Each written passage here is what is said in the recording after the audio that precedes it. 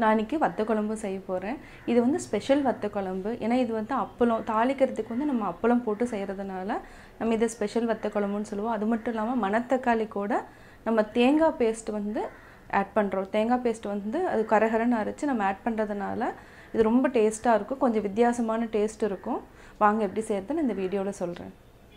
தேவையான பொருட்கள்: புளி வந்து நல்லா ஒரு நெல்லிக்காய் 2 நெல்லிக்காய் நான் வந்து கரைச்சி வச்சுருக்கேன். இதை வந்து நல்லா வடிகட்டி வச்சுக்கோங்க. அதுக்கப்புறம் இது வந்து தாளிக்கிறதுக்கு வந்து அப்பளம். இது வந்து ஸ்பெஷல் வத்த குழம்புங்கிறதுனால அப்பளம் வந்து குட்டி குட்டியாக நான் உடச்சி வச்சுருக்கேன். ஒரு ஸ்பூன் வந்து துவரம்பருப்பு, வரமிளகாய் வந்து நம்மளுக்கு காரம் எவ்வளோ தேவையோ அவ்வளோ வச்சுக்கலாம். நான் இதில் 4 வந்து எடுத்து வச்சுருக்கேன். 1 டேபிள் ஸ்பூன் மிளகாத்தூள், வெல்லம் கொஞ்சம், கட்டி பெருங்காயம் தான் இந்த வத்த குழம்புக்கு வந்து டேஸ்ட்டாக இருக்கும். கட்டி பெருங்காயம் கொஞ்சமாக, கருவேப்பிலை எடுத்துருக்கேன். அதுக்கப்புறம் தேங்காய் வந்து பேஸ்ட் பண்ணிக்கணும். நம்ம பேஸ்ட் பண்ணிவிட்டு அதுக்கப்புறம் நம்ம அது தனியாக நம்ம பேஸ்ட் பண்ணி வச்சுக்கணும். இது வந்து மணத்தக்காளி வத்தல். இது வந்து 25 கிராம்ஸ் இருந்தாவே போதும். தேவையான அளவு சால்ட்டு, தேவையான அளவு நல்லெண்ணெய் எடுத்துருக்கேன். கடுகு தேவையான அளவு.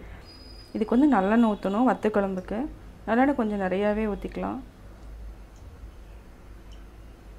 இது வந்து நான் 35 ml ஊற்றிருக்கேன். நல்லா காஞ்சதுக்கப்புறம் கடுகு போட்டு நல்லா பொரிஞ்சு வர அளவுக்கு தாளிச்சுக்கணும். சிம்மில் வச்சுருக்கேன். இப்போது பெருங்காயத்தையும் போட்டுக்கலாம். நல்லா பொரிஞ்சு வரட்டும். வெல்லம் வந்து நம்ம கொஞ்சம் லேட்டாக போட்டுக்கலாம். இப்போ பெருங்காயம் போட்டுட்டு இப்போ வரமிளகாய், துவரம்பருப்பு, பச்சை மிளகாய். இப்போ என்னென்னா நம்ம அப்பளம் போடுறோம். அப்பளம் தான் இதுக்கு வந்து ரொம்ப நல்லா டேஸ்ட்டாக இருக்கும். இந்த அப்பளத்தை போட்டு நல்லா வதக்கிடுங்க. குட்டி குட்டியாக இது பண்ணிக்கணும். பெருசாக போட்டிங்கன்னா அப்பளம் வந்து ரொம்ப பெருசாக இருக்கும். இவ்வளோ தான். இது போட்டதுக்கப்புறம் கொஞ்சம் நல்லா வதக்கிக்கோங்க. துவரம்பருப்பும் போட்டிருக்கிறோம், அதுவும் நல்லா வதங்கணும். இப்போ வந்து மிளகாத்தூள் வந்து கொஞ்சம் பச்சை வாசம் போகணும் அப்படிங்கிறதுனால நான் இது கூடயே போட்டு நல்லா வதக்கிக்கிறேன். இப்போ நம்ம ஆல்ரெடி புளித்தண்ணி எடுத்து வச்சுருக்கேன், அதை வந்து இது கூட மிக்ஸ் பண்ணணும்.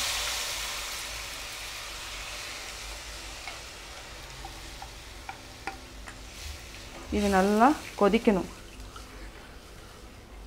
எண்ணெய் வர வரைக்கும் நம்ம மேலே எண்ணெய் உங்களுக்கு தெரியும், பார்த்தீங்கன்னாவே தெரியும். அது வர வரைக்கும் கொதிக்கணும்.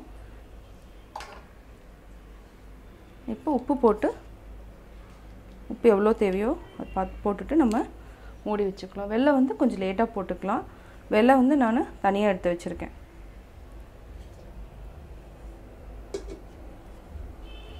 இப்போ இன்னொரு 10 to 15 மினிட்ஸ் சிம்மில் கொதிச்சாலும் சரி, நீங்கள் பக்கத்தில் இருந்தீங்கன்னா நீங்கள் வந்து ஹை ஃப்ளேமில் வச்சு கூட நம்ம சீக்கிரம் பண்ணிக்கலாம். இப்போ ஒரு 10 மினிட்ஸ் வந்து நான் மூடி வச்சுருக்கேன். இப்போ நம்ம கடாய் வச்சிட்டோம். கடாய் நல்லா காயிட்டோம். கடாய் நல்லா காஞ்சதுக்கப்புறம் இதுக்கு வந்து நல்லெண்ணெய் தான் நம்ம ஊற்ற போகிறோம். நல்லெண்ணெய் வந்து ஒரு 4 டேபிள் ஸ்பூன் ஊற்றிட்டேன். இப்போ இதுக்கு வந்து என்னென்னா மணத்தக்காளி வத்தல் தான் நம்ம போடுறோம். நல்லா ஃப்ரை பண்ணிவிட்டு ஒரு 2 மினிட்ஸ் வந்து நல்லா ஃப்ரை பண்ணிடுங்க. இதுக்கு வந்து இந்த சுண்டக்காய் வத்தலும் போடலாம். ஆனால் நான் வந்து இந்த வத்த குழம்புக்கு வந்து மணத்தக்காளி வத்தல் தான் நான் யூஸ் பண்ணுறேன். அதுக்கப்புறம் நம்ம தேங்காய் பேஸ்ட், அதாவது என்னென்னா ரொம்ப நைஸாக அரைக்காமல் கரகரன்னு அரைச்சிருக்கேன். இப்போ பாருங்கள்.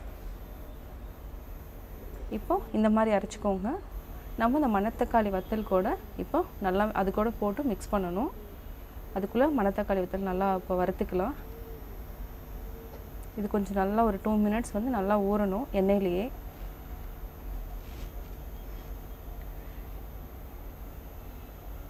இன்னும் கொஞ்சம் நல்லா நல்லா வதக்கிக்கலாம். இந்த வத்த குழம்பு வந்து ரொம்ப டேஸ்ட்டாக இருக்கும். இதே மாதிரி சுண்டக்காய் வத்தலும் ரொம்ப நல்லாயிருக்கும்.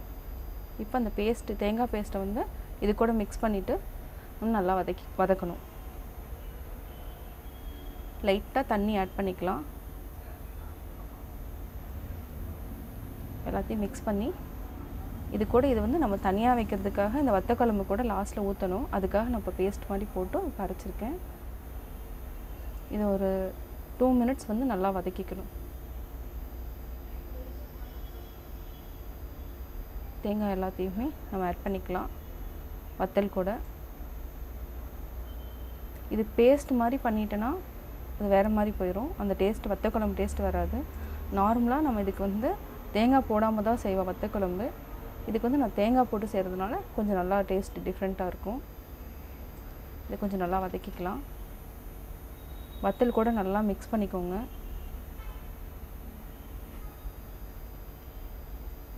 அவ்வளோதான். இது ஒரு 2 நிமிஷம் நல்லா கொதிக்கட்டும்.